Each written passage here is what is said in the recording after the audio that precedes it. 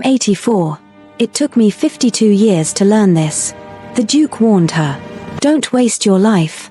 The crystal chandeliers at Hollingmere House cast diamonds of light across polished marble, and somewhere in that glittering crowd, Lady Sabina Harrowby was about to sign away her life. Duke Augustus Weikland watched her being steered through the winter charity ball like a prize mare at auction, and something in his ancient chest cracked open. Hello, lovely. If you're enjoying this tale of courage, second chances, and finding your voice before it's too late, I'd be so grateful for a like or subscribe. It helps me bring you more stories of wisdom, hope, and lives reclaimed. And if you're up for it, tell me in the comments where you're watching from. I read every note and it always brings a smile to my face. 1. The announcement wasn't supposed to be dramatic. That was the genius of it, really. Lady Honoria Vexley, Sabina's aunt and guardian, had orchestrated the entire evening with the precision of a military campaign. No kneeling proposal. No public spectacle. Just Lord Peregrine Crowhurst standing beside Sabina at precisely 9 o'clock, her aunt making a gracious announcement about happy news, and the thing would be done before anyone realized they were witnessing an execution. Sabina stood in her pale blue gown, hands clasped, face serene. She'd perfected that face over 26 years. The face that said everything was fine. The face that never caused trouble. If you looked closely, you might notice her knuckles had gone white, or that she hadn't blinked in 30 seconds, but no one looked closely at Sabina. They looked at her breeding, her connections, her suitability. Duke Augustus had been looking closely. He was 84 years old, respected throughout the county, feared by those who mistook his quietness for weakness. He'd built a reputation over 6 decades as a man who never caused scenes, never acted impulsively, never said anything that wasn't carefully measured. Which made what happened next so perfectly devastating. Lady Honoria had just raised her glass, her smile sharp as cut crystal. My lords, ladies, dear friends, it gives me such joy to. Forgive me. Duke Augustus's voice wasn't loud. He didn't need volume. He simply spoke, and the room went silent the way a cathedral goes silent when someone remembers God might actually be listening. Lady Honoria, Lord Crowhurst, Lady Sabina. One moment, if you would. 300 guests held their breath. Interrupting an announcement was simply not done. The Duke never did things that were not done. He stepped forward, leaning slightly on his walking stick, his movements unhurried. When he reached Sabina, he looked at her with eyes that had seen too much and forgotten nothing. I'm 84, he said, his voice carrying in the absolute silence. It took me 52 years to learn this. He paused, and Sabina felt the weight of every person watching. Don't waste your life being good at dying inside. Nervous laughter rippled through the crowd. Because surely the old Duke was joking. Surely this was some sort of toast, some witty aristocratic humor they hadn't quite grasped yet. The Duke let the laughter happen. Let it peak and fade. Then he finished with a gentleness that cut deeper than any shout. If you marry for safety, you may live a long time, and never live at all. The silence that followed was absolute. A footman near the refreshment table panicked and dropped a silver ladle. The clatter echoed like a gunshot. No one moved to retrieve it. The Duke didn't even glance toward the sound. His eyes stayed on Sabina. And Sabina, for the first time in years, felt something crack in the perfect composure she'd built. Her cheeks burned. Not from embarrassment, from recognition. Someone had finally said out loud what she'd been swallowing every day for a decade. Lady Honoria recovered first, as she always did. Her smile never wavered, though her eyes went sharp as flint. Your Grace, how thoughtful. We always appreciate your wisdom. The pause before wisdom was deliberately insulting, suggesting senility rather than insight. Lord Crowhurst cleared his throat. He was 40, handsome in a bland way, and utterly secure in his entitlement. The Duke has had a long evening, I'm sure. Perhaps we might continue. Lady Sabina. The Duke spoke directly to her now, ignoring everyone else. Would you grant me a private conversation in my study before you sign anything? Just 10 minutes. Then you may do as you wish. Sabina's throat had gone dry. She managed a small nod. Of course, Lady Honoria said, her voice honey over steel. How kind of you to take such interest in my niece's welfare, Your Grace. We'll call on you tomorrow afternoon, shall we? Tonight, the Duke said pleasantly. Now, in fact. The study is just down the hall. The room watched this battle of wills with fascination. Lady Honoria was trapped. Refusing an elderly duke's simple request in his own home would be unforgivably rude. But allowing Sabina out of her sight, even briefly, was clearly not part of the plan. Of course, she said again, her smile never slipping. Though perhaps I should accompany. Alone, the Duke interrupted, still pleasant, still gentle, still absolutely immovable. I'm an old man, Lady Honoria. I can hardly compromise the girl at my age. 10 minutes. Then you may have her back. He offered Sabina his arm. She took it automatically, her training too deep to refuse, and let him guide her from the ballroom. Behind them, whispers exploded like wildfire. Lady Honoria's smile finally cracked as she watched them go. She turned to Lord Crowhurst and murmured something that made his face tighten. Then she began moving through the crowd, already spinning the story, already controlling the narrative, already plotting how to prevent whatever the Duke thought he was doing.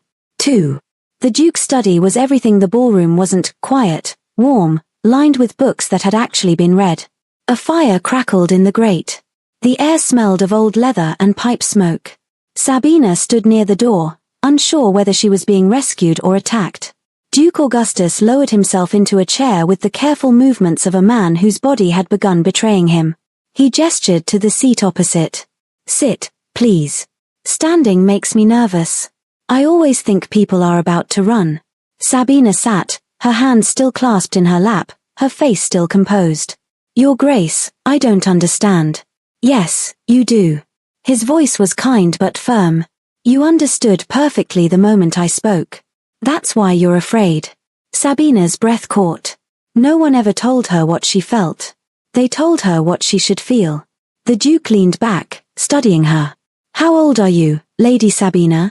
26, Your Grace. And how long have you been engaged to Crowhurst? Informally, I mean. Before tonight's little theatre. 3 years, Your Grace. We've been understanding each other for 3 years. Understanding. The Duke smiled without humor. What a bloodless word. Let me tell you something about understanding, my dear. I understood my duty perfectly. I married the right woman. Lady Catherine Morland, daughter of an earl, impeccable breeding, exactly what was expected. She was lovely. I was suitable. We understood each other beautifully. He paused, his eyes distant. We were married for 46 years. She died 8 years ago. And do you know what I felt at her funeral? Sabina shook her head, unable to speak. Relief, the Duke said quietly.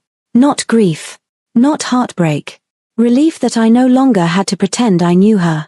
That we could finally stop performing respect at each other across the breakfast table. His voice cracked slightly. That's what 52 years of doing the right thing brought me. The relief of an ending. Sabina felt tears threaten but held them back through sheer force of will. Ladies didn't cry in Duke's studies. I learned something, Duke Augustus continued. But I learned it too late. I learned that being faithful to everyone's expectations meant being faithless to myself. Every single day, I woke up and made the same choice: to be good, to be proper, to be dutiful. And every single day, I died a little more inside. He met her eyes.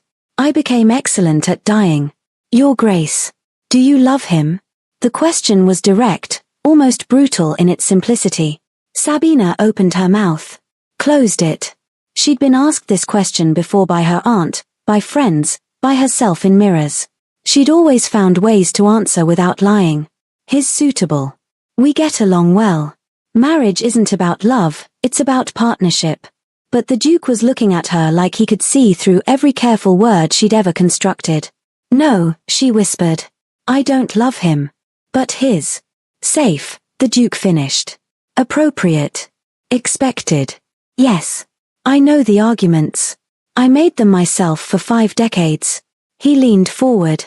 And do you know what happens when you marry for safety? You become very, very good at being safe. And safety, my dear, is just another word for a beautiful prison. A knock interrupted them. The door opened, and a man entered with a leather folder. He was perhaps 32, dressed well but not fashionably, with the kind of calm competence that spoke of someone used to managing chaos. Forgive me, Your Grace. The documents you requested. He set them on the desk, then seemed to notice Sabina for the first time. He bowed slightly. My lady. Mr. Kit Langford, the Duke said. My estate solicitor. Kit, Lady Sabina Harrowby. A pleasure, my lady. Kit's voice was warm without being ingratiating. He glanced at the Duke. Shall I return later? No need. Lady Sabina was just about to return to the ball. The Duke stood slowly. But before you go, my dear, one more thing. Every morning, I walk to that window. He gestured to the tall window overlooking the gardens, and I stand there for exactly 1 minute. Do you know why? Sabina shook her head. Because when I was young, I had a habit of watching the sunrise. It was impractical. Dukes have schedules. But for 10 minutes every morning, I was just myself. I gave that up when I married. For duty. For propriety. His voice was soft now, weighted with old grief. That 1 minute at the window every morning is my punishment. I stand there like a man waiting for a life that never came back. He touched her shoulder gently. Don't let them turn you into someone who stands at windows, Lady Sabina. Choose the life, not the safety. Sabina fled before the tears could fall. Kit watched her go, then turned to the Duke with raised eyebrows. That was subtle. I'm 84. I've earned the right to be blunt. The Duke lowered himself back into his chair. Besides, if the paperwork were romantic, you'd have been married twice by now, wouldn't you? Kit laughed despite himself.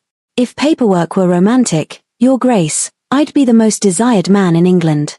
As Sabina hurried back toward the ballroom, a sealed note was pressed into her hand by a servant. She opened it with trembling fingers. Tomorrow at 2 o'clock. Lord Crowhurst's solicitor will call to finalize terms. Wear the pearl necklace. Your loving aunt. The timeline was accelerating. Lady Honoria was moving faster than Sabina's courage.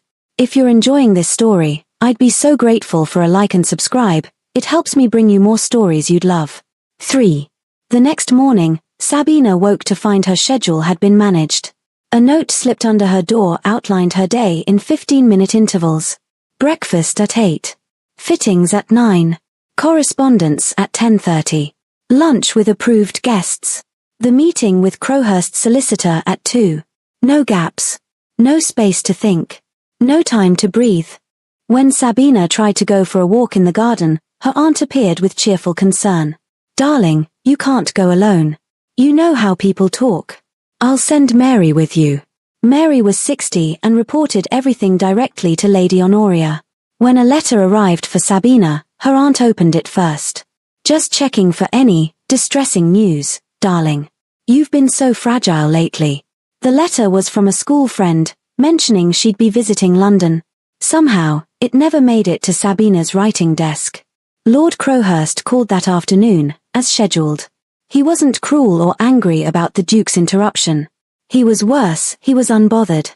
He assumed Sabina's silence was consent, her stillness was agreement. He talked about their future as if it were already written, his voice calm and confident. The Duke is old, he said pleasantly over tea. Old men grow sentimental. Don't let it trouble you. Sabina tried to speak honestly. Lord Crowhurst, perhaps we should discuss. All the details are handled, he interrupted smoothly. That's what solicitors are for, my dear. You needn't worry about anything. That evening, Sabina cornered her aunt in the drawing room. Aunt Honoria, I need time to think. Think. Her aunt's smile was gentle, her eyes were not. Darling, you've had 3 years to think. What you need now is to stop listening to confused old men and recognize how fortunate you are. She cupped Sabina's face with cool hands. I am saving you from your own foolish feelings. The words landed like a slap dressed as kindness. But Duke Augustus was fighting back, quietly and effectively. He didn't challenge anyone to duels or make dramatic speeches. He simply used power correctly. He requested a meeting with Lord Crowhurst's solicitor, citing clarifications needed on the settlement terms. The solicitor couldn't refuse a duke. He insisted that any marriage settlement must include provisions for the bride's informed consent, witnessed by independent parties. Perfectly reasonable. Completely inconvenient for people trying to rush things.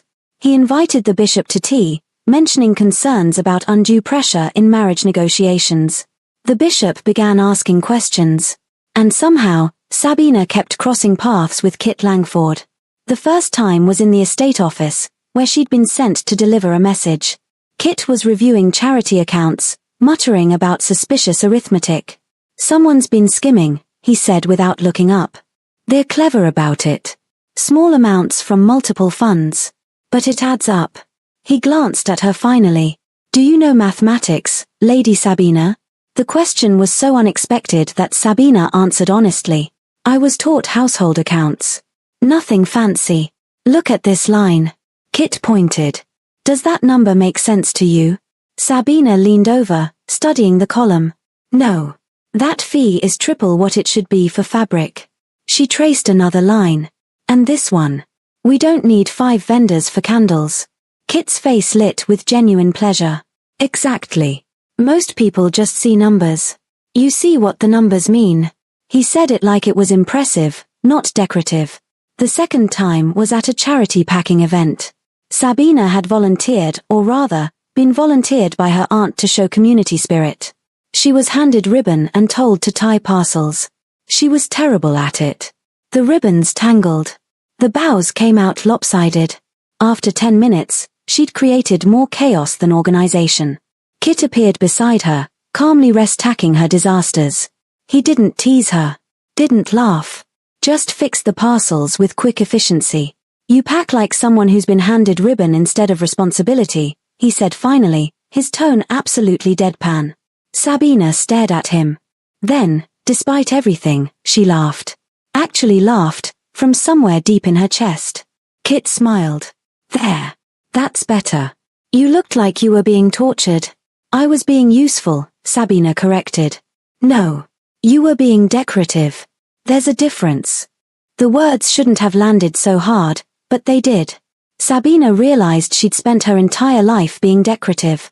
Beautiful, appropriate, well-placed. But never actually useful. "Would you like to see something actually useful?" Kit asked. "The estate records room. It's deadly boring, but it's real work." Sabina followed him to a room filled with ledgers and correspondence. Kit showed her how tenant grievances were tracked, how relief funds were distributed, how decisions that affected real lives were actually made. This family, he pointed to an entry, lost their barn to fire. The Duke provided timber and labor to rebuild. Cost him 3 times what he claimed on the books. Kit smiled. He does that often. Helps people, then pretends it cost less so they don't feel like charity cases. "That's kind," Sabina said quietly. "That's what power should do. Make things better, not just make things easier for people who already have easy." Kit looked at her directly. "You're smart, Lady Sabina. Has anyone ever asked your opinion and actually waited for the answer?" No one had. Not once. Not ever. That night, Lady Honoria discovered that Sabina had spent 20 minutes alone with Kit Langford. Her aunt's fury was controlled, wrapped in silk, but absolute. "Mr. Langford will be leaving Hollingmere's employ," she announced at dinner. "The Duke will receive a letter about irregularities in the accounts." Sabina went cold. "That's not true. He's done nothing wrong." "Oh, darling." Her aunt's smile was poisonous. "Truth is whatever people believe. And people will believe that a middle-class solicitor tried to take advantage of a duke's kindness and a vulnerable young lady's confusion." She leaned closer. "Do you understand? One whisper from me, and Mr. Langford's future ends. Because he's beneath. And you, my dear, will remember your place." 4. Duke Augustus summoned Sabina to his study again the next morning. This time, Lady Honoria tried to prevent it. She claimed Sabina was ill. The Duke sent his personal physician to examine her. She claimed Sabina had prior commitments.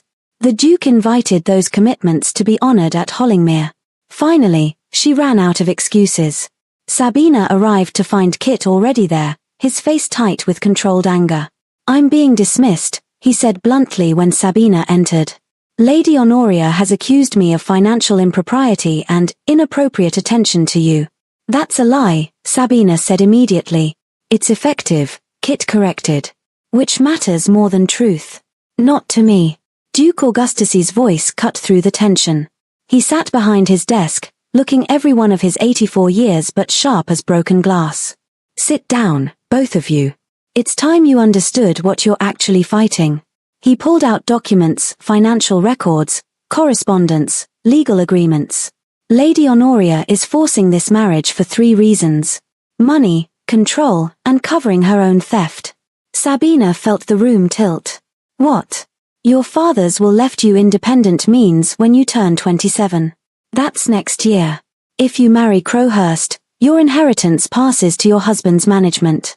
And Lady Honoria has been borrowing against that inheritance for 5 years. The Duke's voice was cold. She's been living beyond her means and using your money to maintain appearances. If you claim independence, she's exposed. She needs you married before you understand what she's done. The betrayal was so complete, so calculated, that Sabina couldn't immediately process it. Kit stood abruptly. She'll destroy me to ensure the marriage happens. I should leave. Remove myself as a complication. Sit down, Mr. Langford. The Duke's voice had steel in it. Do you think running makes you safe? She'll ruin you anyway, just to prove she can. Then what do we do? Sabina asked, her voice barely a whisper. The Duke looked at her with something that might have been pride. We do what I should have done 52 years ago. We tell the truth publicly. We refuse to be moved by threats. And we accept the consequences. Your Grace, Sabina said slowly, why are you helping me? The Duke was quiet for a long moment. When he spoke, his voice carried old pain. Because 52 years ago, I loved someone. Not Lady Catherine. Someone else. Someone unsuitable. My family disapproved. They used social pressure, financial leverage, threats to her family's livelihood. They were never cruel, just relentless. And I let them win because I was afraid. He met Sabina's eyes. I've spent half a century wondering what might have happened if I'd been brave. Watching you walk into the same trap feels like watching my younger self die again. I won't allow it. Kit cleared his throat. Lady Sabina, I need to say something. I don't want to be your escape plan. I don't want you to choose me because you're afraid or because I'm convenient or because you need protection from your aunt. His voice was steady, honest. I want to be your choice. Only if you truly choose it. But I need you to know I see you. Not your breeding, not your connections. You.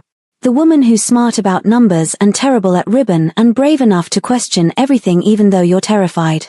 Sabina felt something unlock in her chest. Something that had been held closed for so long she'd forgotten it existed. What will it cost? She asked the Duke. If I refuse the marriage. If I claim my independence. What will I lose? Everything that doesn't matter, the Duke said simply. And you'll discover what does. The church charity meeting was scheduled for the following Sunday. Every respectable family attended. It was the perfect stage. Lady Honoria expected Sabina to present a report on the ladies' auxiliary. Lord Crowhurst would stand beside her, the picture of future marital partnership. Instead, Sabina stood alone. She wore the pearl necklace her aunt had insisted on and nothing else of what had been planned. Her dress was simple. Her hair, simpler. She looked like herself for the first time in years. Thank you all for coming, she began, her voice shaking only slightly. I was meant to present the auxiliary report. Instead, I need to address something personal. The room went still. This wasn't how charity meetings worked. I have been engaged informally to Lord Crowhurst for 3 years. Tonight, I am refusing that engagement. Gasps rippled through the assembly. Lady Honoria stood, her face a mask of concern. Sabina, darling, you're overwrought. I am refusing to sign any settlement that grants control of my inheritance to my husband or my guardian. Sabina's voice grew stronger. I am claiming the independence my father intended for me. And I am doing so because I will no longer allow fear to make my decisions. The silence was absolute. Lord Crowhurst stood, his face red. This is absurd. Lady Sabina is clearly being influenced by truth, Sabina interrupted. By the realization that safety isn't the same as living. That doing what's expected isn't the same as doing what's right. An older woman in the back, Mrs. Thornbury, a widow who'd managed her own estate for 20 years, stood suddenly. Good, she said clearly. It's about bloody time. Other women stirred. Some looked offended. Some looked uncomfortable. Some looked secretly thrilled. Lady Honoria's smile never wavered. How brave, darling. And how foolish. You'll learn what it costs to be difficult. I already know, Sabina said quietly. It costs everything false. Everything safe. Everything that looks like life but isn't. I'm willing to pay that price. She walked out of the church with her head high, knowing she just destroyed every expectation society had placed on her. Duke Augustus, watching from his pew, smiled for the first time in years. If you're enjoying this story, I'd be so grateful for a like and subscribe. It helps me bring you more stories you'd love. 5. The aftermath wasn't a fairy tale. That was what made it real. Invitations stopped coming. Friends found reasons to be busy. Lady Honoria spread carefully worded rumors about Sabina's instability and unfortunate influences. Kit's practice suffered. 2 clients withdrew immediately, citing concerns about judgment. Others waited to see which way the wind would blow. But Duke Augustus kept his word. He didn't save Sabina, he stood beside her. He arranged for independent legal counsel to review her inheritance. The review confirmed what he'd suspected. Lady Honoria had been living on borrowed money, using Sabina's future funds as collateral.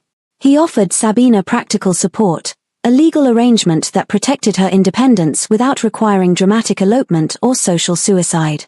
The use of a small estate cottage. Connection to his solicitors. Backing for any venture she chose to pursue. I'm not rescuing you, he said clearly. I'm providing resources. What you do with them is entirely your choice. Sabina chose work. Real work. She took over management of a women's literacy charity that had been floundering under committee control. She learned accounting, fund management, volunteer coordination. She was terrible at first, made mistakes, learned from them. She met with tenants and heard their concerns. She reviewed estate policies and suggested changes. She discovered she had opinions about drainage systems and crop rotation and fair wage practices. Kit watched her transform with quiet pride. One afternoon, finding her covered in ink from a spilled ledger, he said lightly, "You know, most ladies would have quit by now." Most ladies, Sabina replied, not looking up, weren't dying of being decorative. Their courtship, when it began, was nothing like her engagement to Crowhurst. Kit asked her opinion. Then he waited for her answer. Sometimes he disagreed with her, and they argued, and it was wonderful because he argued like she was an equal. He took her to estate meetings where actual work happened. He showed her contracts and explained why certain clauses mattered. He taught her to see the machinery beneath aristocratic polish. And slowly, carefully, he asked if she might consider a future with him. "Not as my escape," she said, echoing his words from weeks ago. "As my choice." "I need to be clear about something," Kit said seriously. "I will never be titled. I will never move in your social circles. If you marry me, you're trading down in every way that society measures." "Society," Sabina said, "can measure whatever it likes. I'm measuring something different now." One morning, Sabina found Duke Augustus at his window. She joined him without asking, standing beside him in silence for a full minute. "I understand now," she said finally. "Why you stand here.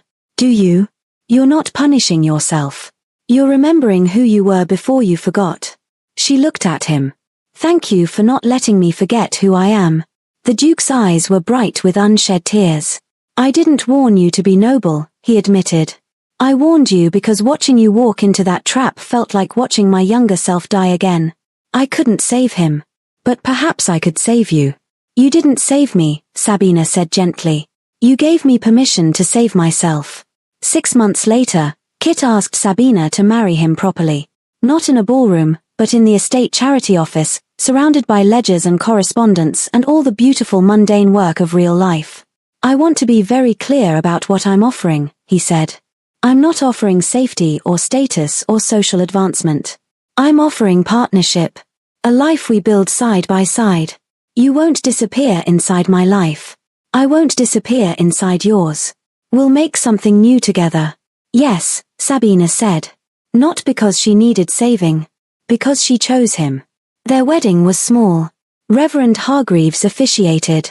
Duke Augustus gave her away, leaning heavily on his walking stick but smiling genuinely. Mrs. Thornbury attended and brought half the women's literacy charity with her. Lady Honoria did not come. The county talked, of course. Some approved. Most didn't. But Sabina discovered something her aunt had never understood. Other people's approval was a prison only if you needed the key. She stood in the charity office a year later, reviewing accounts with Kit, and realized she was happy. Not safe. Not appropriate. Not proper. Happy. Duke Augustus visited weekly. He'd stopped standing at the window for exactly 1 minute every morning. He didn't need to anymore. He'd finally helped someone choose the life instead of the safety. One afternoon, as they reviewed tenant concerns together, he said quietly, "There. That's what living looks like." Sabina looked up from her ledgers, ink on her fingers, hair escaping its pins, absolutely herself. "Yes," she agreed. "Yes, it is." The Duke smiled. After 52 years, he'd finally learned the lesson well enough to teach it. And in the comments of life itself, the question remained, have you ever stayed in something too long because it looked safe? And what did it cost you?